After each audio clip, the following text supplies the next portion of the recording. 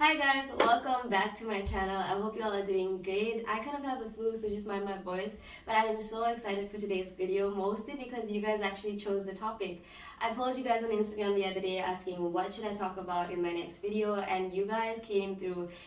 Most of y'all actually went with self-confidence, and I was like, okay, that's what we're going to talk about. And you know what, if you know me from a few years back, and some of y'all do, y'all know that I should be the last person to talk about confidence, because I am coming from a place of complete fear. I used to be so shy, you would hardly get a word out from me, and I just dove into the Word of God. I don't mean to sound all churchy right now, but God really just transformed my life. When I got to read the Bible and it became real in my life, and just seeing what God thinks of me, what He says about me, and who He says I am, it just made the world of a difference. And I feel like we've all battled with this, and probably from time to time we still battle with confidence, because culture has kind of preached to us that this is what confidence should look like, and that's what confidence should look like. And I think for a lot of us, it's more of a performance-based thing. Like, either you have it or you don't, or either you're born with it or you're not. And a lot of us even see it as a personality trait. And we kind of feel like, if I get this, then I'll be confident. If I get that, then I'll be confident. And the truth is, sometimes we feel really great and sometimes we just don't. Maybe we have a pimple or a mark on our face, or maybe we've gained weight and suddenly you're not as confident. We've all been through some really low moments when people were really mean, when we didn't feel like we looked good, or we didn't feel loved or accepted. And the world is going to tell you that if you're accepted by others, then you're confident. If you feel pretty or handsome, then you're confident. And if you go viral on TikTok or have a lot of followers, then you're confident. And it has all of these contingencies, and the truth is, if that's what we're going to be basing it on, then it's never going to be consistent. It's going to be fleeting. It's going to go up and down. And if your confidence is dependent on yourself and other people, it will not be sustaining.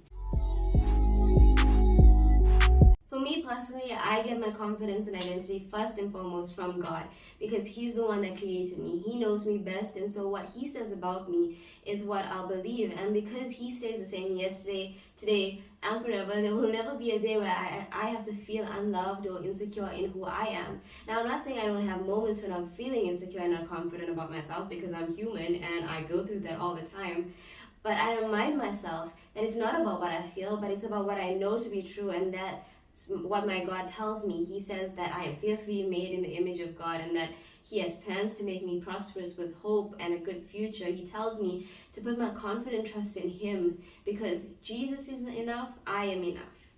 And so your feelings were never meant to guide you. It was meant to be used as a gauge. And we often make these huge decisions based on what we feel in a moment, and we decide what we can and can't do based on an emotional moment, and that is so foolish. Because yes, our feelings are real, but they aren't reliable. Yes, our feelings are valid, but it isn't always right. And so when you're not feeling confident about yourself, remind yourself who God says you are. I want you to ask yourself these 3 questions. 1, who do you believe God is? Number 2, who do you believe God says that you are? And number 3, what do you believe about yourself? And if you don't know the answers to those questions, then you'll never really know who you are. And if you don't know who you are, others are going to tell you who you are. And when they project their insecurities on you, which they will, that is what you're going to believe over yourself.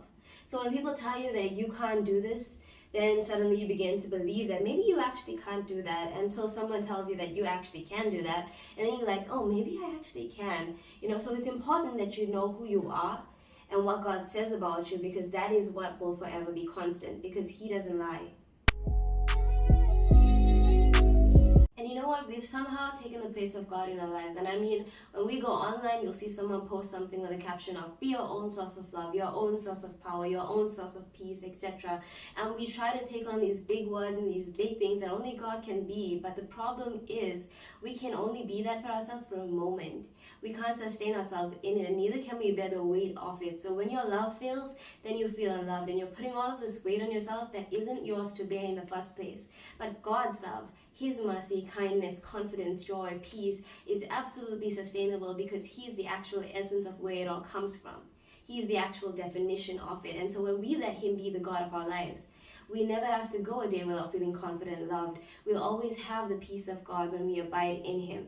So remember, your feelings will sometimes make you lack confidence, will sometimes make you feel unloved. But instead of listening to what your feelings say, rather listen to what you know to be true. And that is what God says you are. You are a royal priesthood, a chosen generation, confident, strong. You can do all things through Christ who gives you strength. I hope that this video helps you in some way to find your confidence in the Lord who never changes, instead of our feelings that are constantly changing.